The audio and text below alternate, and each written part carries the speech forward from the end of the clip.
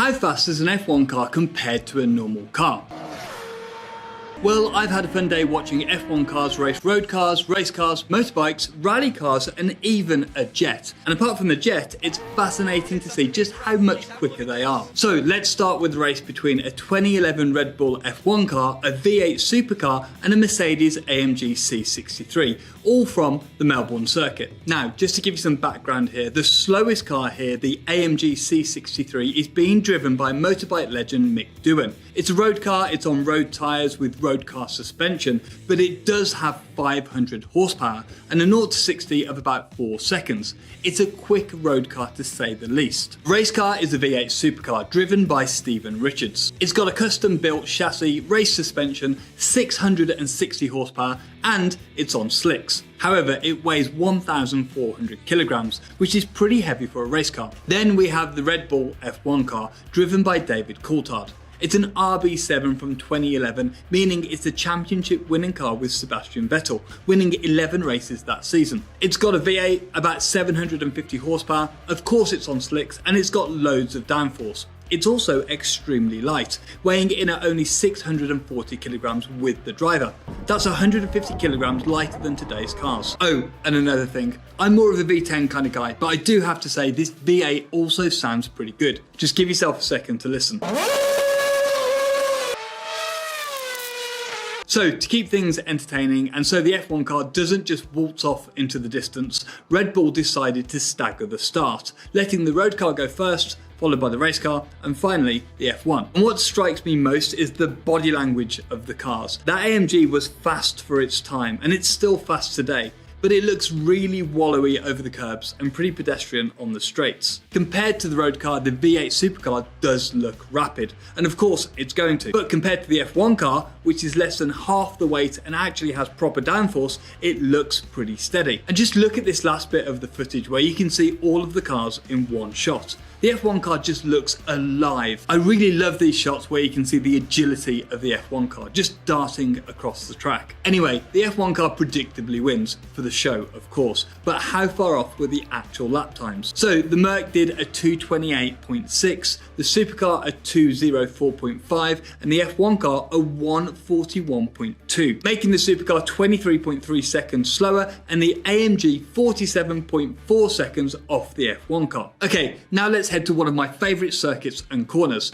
Spa and Eau Rouge. We know the drill, downhill a bit, flat out, back uphill, all very fast and all very cool. But actually nowadays Formula 1 cars have got enough grip to go through there even faster, as they're limited by power rather than grip. But it's not always been like that. Back in the 90s, Eau Rouge wasn't easily flat out, especially if you're Jacques Villeneuve in a BAR, who rolled 2 years in a row. Would attempt the daunting corner without lifting, and the result was almost a carbon copy of last year's accident.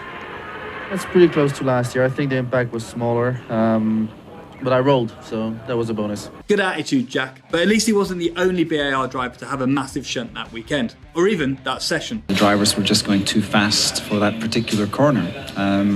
That's what they're paid to do. They're paid to take the risks and push the car to the limit, and sometimes they go over the limit. Anyway, let's compare some F1 cars to track day machinery at Eau Rouge. This video is a bit low res as it's from 12 years ago, but it is really cool. Now, I think the F1 cars are from about 2010, but this ghost of a car in 1080p is all I have to go off. So if you have a better guess, let me know in the comments. As for the comparison cars, we have Radical, GTR, I think, Radical-ish, Caterham with the terrible racing line, some kind of old Porsche, a Focus, something cool, and another Radical. Anyway, apart from the Ford Focus, they're all pretty quick track cars. However, this one isn't just a comparison of cars, it's also a comparison of driving ability, which of course can be variable on track days. Oh, no. Oh. To me, this comparison is mind-blowing. The static camera really shows the speed of the F1 cars, and I wish Formula 1 would use more of these angles. Next up, we have Lewis Hamilton in a 2012 Mercedes W03 versus Ken Block in a Ford Focus rally car. This was part of Top Gear's live show in Barbados, I think in 2014. But before we watch the race, let me tell you about today's sponsor, Brilliant.org. Brilliant is the best place to learn about science, technology, engineering and maths. They have thousands of lessons in over 100 courses with new content added every month. When you sign up, you take a quick quiz that matches you with content that fits your skill level and interests. The Classical Mechanics course even uses F1 as a case study. Brilliant's guided lessons let you explore concepts at your own pace, or you can push for a record. And if you get stuck, there are even helpful hints and step-by-step solutions to help you get back on track.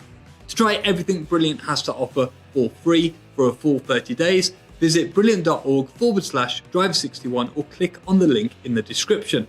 The first 200 of you will get 20% off Brilliant annual premium subscription. Now, first things first, this was at the Bushy Park circuit, which is a 1.2 mile twisty piece of tarmac. And from the looks of the video, the surface wasn't that clean, more suited to a rally car than an F1 car, which much prefers rubber on rubber action. Predictably, Ken Block gets a much better four-wheel drive assisted start, with the two-wheel tyres of Lewis's car looking busy but not really doing much. From a driving point of view, this is a real challenge for Lewis. I've driven F1 cars at demos and events before, and you have to be incredibly careful. You have very little downforce, the surface is incredibly slippery, and the circuit is often tight. It's so easy to make a mistake doing these demos, as shown here by a 16-year-old Max Verstappen. So you can see in the braking zones that Lewis is being really careful, but then when he gets to the straight, the F1 car races past, before Lewis is again very careful on the brakes. You can see just how slippery it is here. Block runs onto a more rally appropriate surface and Hamilton is drifting at about 15 miles an hour. Now, this is only a demo and the risk of shunting is pretty high, so I very much doubt this is a proper representation of the speed of each of these cars. It's much more of a show. Lewis even spins on purpose here, providing precedent for Sergio Perez in Monaco. But I genuinely think if Hamilton and Block were to have a proper race, Block would win. The circuit is just too twisty and slippery for an F1 car to be fully utilised. Next, we head to the mid-1990s with a British man who sounds like he's from the mid-1960s. How fast is a Formula One car? Now, this comparison might be with some slightly older F1 machinery, the beautiful McLaren MP49 from 1994. But unlike the other races, we're actually comparing it with a very normal car of the time, a mighty Peugeot 306, and a slightly less normal car of the time, a Porsche 911. In the 306 is Felipe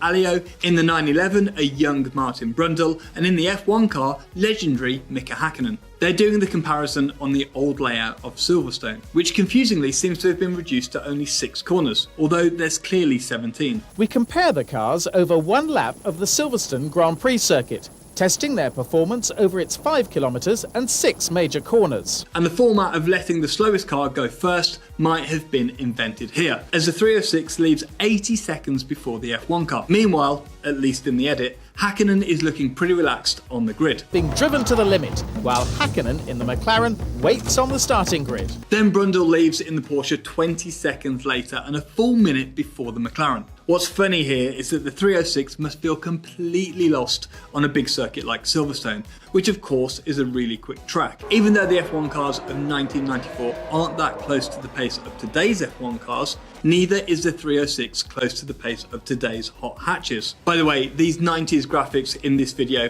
and the advertising just get better and better. As you can see, the rapid and weirdly familiar looking red and white square is catching the others. But by the end of the lap, the McLaren wins by a good few seconds. Now, the video doesn't actually say what the lap times were, but the fastest lap from the 94 British Grand Prix was Damon Hill with a 1 minute 27. So let's guess and say that the standing start cost about 3 seconds. So that's a 1 minute 30 for the F1 car, meaning the Porsche lap time was a 2 minute 30 and the 306 a 2 minute 50.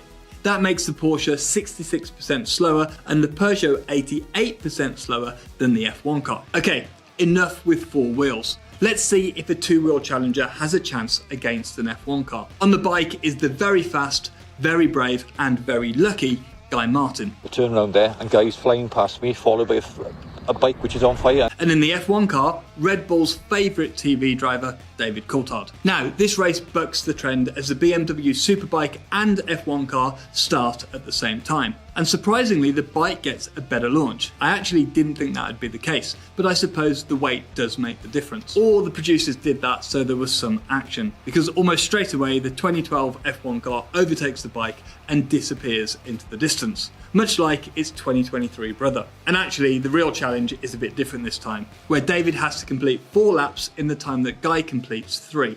The race is on. David may be ahead, but to take victory, he has to try and complete an extra 3.6-mile lap and pass Guy again. Just look at how the two compare at Copse, which is almost flat out in the F1 car, but a big break on the Superbike. The F1 car is actually about 40 miles an hour quicker at the apex than the bike, and that's all down to downforce. The bike is also slower at the end of the straight, but only by about 10 miles an hour. Obviously, the power to weight ratio is great on a Superbike. The small frontal area also means it cuts through the air, and it doesn't have extremely draggy wings, helping the bike pretty much keep up with the F1 car on the straights. However, the lack of downforce means that in the braking zones and the mid and high speed corners, the F1 car is significantly faster. Now, this race was a bit of a show, so I headed to Wikipedia to see what the actual lap times of these vehicles should be. And the 2012 F1 race lap time was a 1 minute 34.6. But the British Superbikes don't race on the Grand Prix circuit at Silverstone, which is annoying, but for some kind of reference, a MotoGP bike, which is a bit faster, did a 2-minute lap last year. So that's a full 26 seconds or 25% slower. So finally, the question we've all been waiting to answer. What's faster, an F1 car or an all-weather supersonic twin-engine carrier-capable multi-role combat aircraft, otherwise known as the US Navy's FA-18 Hornet? Now, of course, this isn't a proper race, because planes fly and cars really shouldn't, but it is still very cool. We've got an F1 car and a fighter jet. Thank you to Red Bull for making these crazy videos. But the most interesting thing about the whole video is actually the drag race. We might need to gloss over the genuineness of the getaway though, as we cut from a standing start to rolling, and I'm not exactly sure how quick the jet would do that. Anyone who might know, please comment. But once they do get going, it looks like the F1 car is quicker initially, as you might expect. And then the Hornet, well, just takes off and flies away. So yes, a bit of a pointless comparison, but still incredibly cool. If you'd like to see how quick Formula 1 cars are compared to other racing cars, check out this video here. And if you thought this video was cool, please consider subscribing.